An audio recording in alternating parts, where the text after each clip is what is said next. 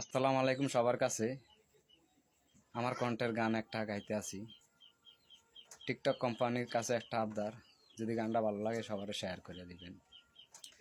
ওই আমার মনের ঘরে থাকতো একটা ময়না, যতন কইরা পালছি তারে বুলা বড় যায় না, বুলা বড় যায় না।